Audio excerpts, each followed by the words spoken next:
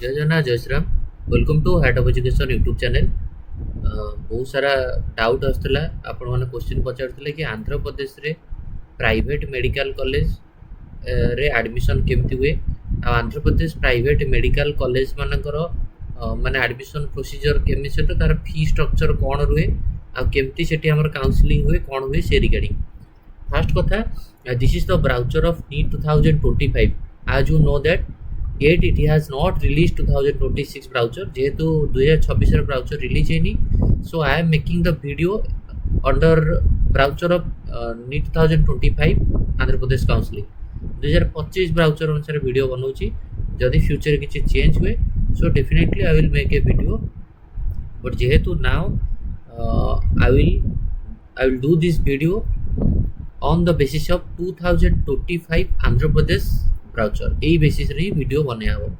तो फर्स्ट कथा आंध्र प्रदेश गोटे एमती state it is a open state what is the meaning of open state mean other state students are easily take admission here but all the students of all India are eligible for this state जेकोसी state रो पिला माने ए state को आसी परिबे to get a seat in management quota or to get a seat in private college रे आपण माने सीट पाई परिबे। So come to the main point so एठी जो कॉलेज माने के रहिला आपण देखंतु ए जो प्राइवेट कॉलेज आकर जो देखंतु ए जो काउंसलिंग आकर संस्था की डीआर एनटीआर मन रखंतु हमर जेमते हमन काउंसलिंग अथॉरिटी होची ओजी आकर जेमते डीआर एनटीआर बुझियाला डीआर एनटीआर मन रखंतु। तो ए जो डीआर एनटीआर काहरा काउंसलिंग करिवे प्रथम कथा तांको स्टेट रो जो गवर्नमेंट कॉलेज रहिला ए गवर्नमेंट कॉलेज पाई काउंसलिंग करिवे प्लस बाहर स्टेट रे पिला माने जो मैनेजमेंट कोटा रे पढिबे बा बाहर स्टेट रो पिला माने बा हम माने जो ताकर प्राइवेट कॉलेज रे पढिया ता पाई भी हमको एई काउंसलिंग फॉलो करिया पड़िबो ताको स्टेट काउंसलिंग फॉलो करिया पड़िबो कारण एमसीसी काउंसलिंग रे हमें ओनली ताको स्टेट रो गवर्नमेंट कॉलेज रो 15% गवर्नमेंट सीट पाई परिया कि ताको स्टेट रो प्राइवेट कॉलेज पाई हेले हमको कोन करिया पड़िबो we should follow their state counseling or we should follow DR NTR site भी कि ताको स्टेट काउंसलिंग फॉलो करिया पड़िबो ताको स्टेट रे प्राइवेट मेडिकल कॉलेज रे एडमिशन करिया गेले। तो जो DR NTR ताको स्टेट रो गवर्नमेंट कॉलेज रो काउंसलिंग करिवो मैनेजमेंट कोटा रो काउंसलिंग करिवो एनआरआई कोटा रे भी काउंसलिंग करिवो बुझियला म आपन डिटेल्स बतै दोची फर्स्ट कथा हैला। तो आसी देखि दैछथि माने कोन ना ताको स्टेट रे गवर्नमेंट कॉलेज रे भी मन रखतु ताको स्टेट रे म आपन एठी बतै दोची so one by one details don't worry. हां एठी देखंतु ताको स्टेट जो गवर्नमेंट कॉलेज रहिला यार किछटा सीट रहबो सेल्फ फाइनेंसिंग माने ताको स्टेट रो पिला माने गवर्नमेंट कॉलेज रे पढिबे किंतु सेल्फ फाइनेंसिंग सीट रे पढिबे। सेल्फ फाइनेंसिंग सीट कहले कोन ना जोठी ताको स्टेट रो पिला मटे अधिक पैसा देकी पढिया पड़ो एटा आपन को कि दरकार नै कारण ताको स्टेट रो गवर्नमेंट कॉलेज पिला पढ़िबे कि ताकर स्टेट पिला सेल्फ फाइनेंसिंग रे पढ़िबे माने प्राय ताको गवर्नमेंट कॉलेज रे 35% सीट ताको पिला को पई से सेल्फ फाइनेंसिंग रे बिकिबे ठीक अछि आउ बाकी 15% सीट गवर्नमेंट कॉलेज रे जीवो एनआरआई एटा हमर किछि मतलब नै हम चला हमर मेन पॉइंट को कि ताको स्टेट रो गवर्नमेंट कॉलेज रे एडमिशन ताको पिला करिवे 35% सेल्फ फाइनेंसिंग पैसा देकी आउ 15% एनआरआई पैसा देकी हमर कि जाने दरकार नै किंतु जानिया पई म आपन बस कहि देली खाली बुझियला ठीक अच्छे ओके एटा तांकर गवर्नमेंट चलो तो आमर यही पॉइंटा आमर इम्पोर्टाट ये हूँ कौन अच्छी ना आप देखिए unaided private non minority medical college जो नॉन माइनॉरिटी मेडिकल कॉलेज अच्छी तो यही कॉलेज मानक आम कौन करिया आम आमर यही कॉलेज मानक एडमिशन करिया बुझीगला ये जो नॉन माइनॉरिटी कॉलेज रे आम आमर कौन करिया ना एमबीबीएस एडमिशन करिया बा प्राइवेट कॉलेज रे आम एडमिशन करिया ठीक ना भूल यही प्राइवेट कॉलेज मानक आम आमर एडमिशन करिया ठीक अच्छे ओके। तो चलो आम सेटा टिके माने भल से केयरफुल आम कथा जे तो देखंतु ताकर जो प्राइवेट कॉलेज रहिला हैला प्राइवेट कॉलेज को सीट डिस्ट्रीब्यूशन कराई छी ए बी सी धर गोटे प्राइवेट कॉलेज एक्स नाम गोटे प्राइवेट कॉलेज से प्राइवेट कॉलेज रो ए कैटेगरी रे 50% सीट ताकर पळेबो ए कैटेगरी पिला को माने ना सेही ताकर स्टेट रो पिला प्राइवेट रे एडमिशन करिवे ताकर स्टेट पिला को पाई ए कैटेगरी पळेला माने धर मु आंध्र प्रदेश पिला मु चाहूची भी आम स्टेट रो प्राइवेट कॉलेज रे मु पढिबी ताहले तू यदि पढ़ू ताहले तू जा तुम स्टेट रे ए कैटेगरी 50% से प्राइवेट कॉलेज रो 50% सीट तुम पिला मन पे से रखुचती जे तुम पिला तुम प्राइवेट रे 50% सीट नेबे ए कैटेगरी।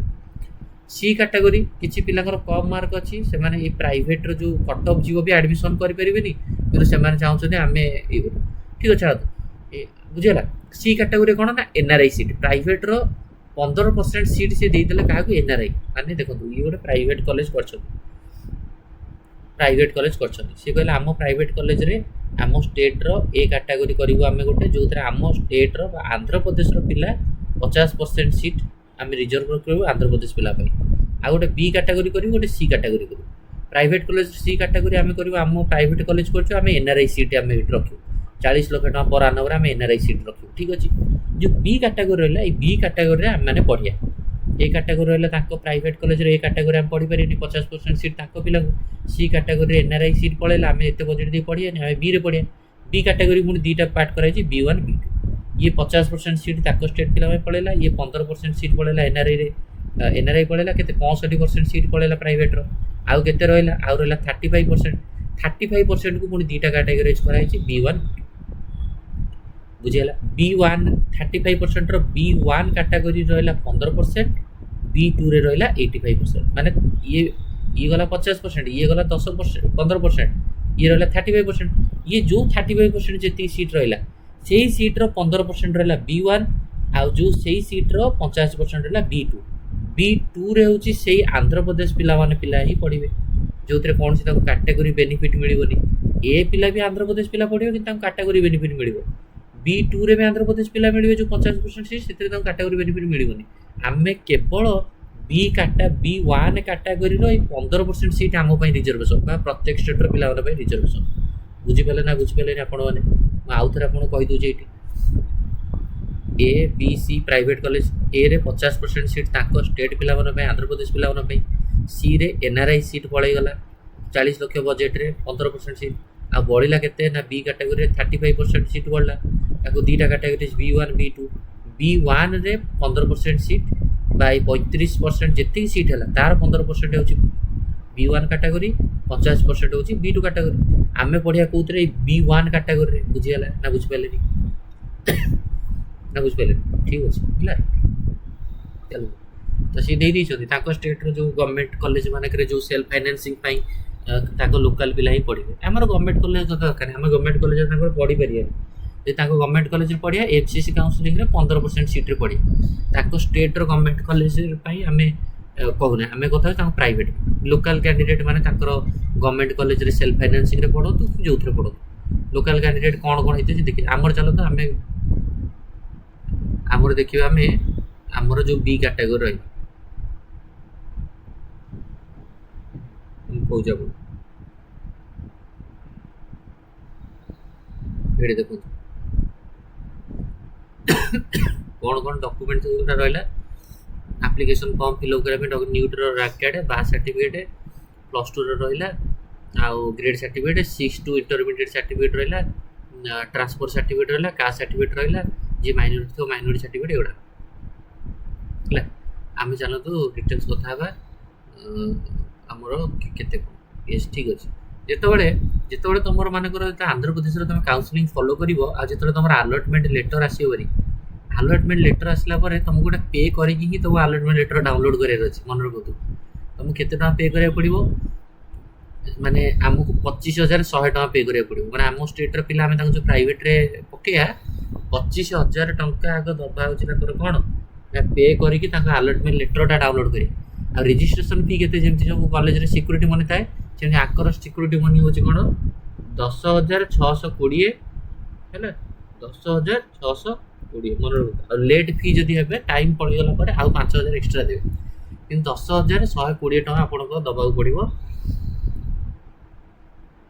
माने ये 10620 टका होछि ताकर registration fee Andhra Pradesh counselling participate करबे किंतु अलॉटमेंट लेटर आसले डाउनलोड करबे कितना देबे 25000 टका देबे 25100 टका जो माने आंध्र प्रदेश डेंटल एडमिशन करे 16100 टका हैला आ जो माने एनआरआई रे एडमिशन करथिबे से माने करता अलॉटमेंट आसीबो से माने 65000 टका दे डाउनलोड करबे डेंटल पे 40000 हमर 25000 टका देके हम ताकर अलॉटमेंट लेटर डाउनलोड करिया ठीक अछि चलो ତାଙ୍କର ଷ୍ଟେଟ୍ର ଯେଉଁ ମୁଁ କହିଲିନି ଗଭର୍ଣ୍ଣମେଣ୍ଟ କଲେଜରେ ବି ରହୁଛି ସିଟ୍ ରହୁଛି ସେଲ୍ଫ ଫାଇନାନ୍ସିଂ ତାଙ୍କ ପିଲାଙ୍କ ପାଇଁ। ତ ତାଙ୍କରି ପିଲା ପଢ଼ିବେ ଗଭର୍ଣ୍ଣମେଣ୍ଟରେ କିନ୍ତୁ 12 ଲକ୍ଷ ଦେଇକିରି। ଆଉ ରହୁଛି ହେଉଛି କ'ଣ ନା ଏନ୍ଆର୍ଆଇ ସିଟ୍ ହେଲା ଗଭର୍ଣ୍ଣମେଣ୍ଟର କିଛି ଏନ୍ଆର୍ଆଇ ସିଟ୍ ପଳେଇବ। ଏନ୍ଆର୍ଆଇ ସିଟ୍ ହେଉଛି ତାଙ୍କର 20 ଲକ୍ଷ ପର ଆନମ୍।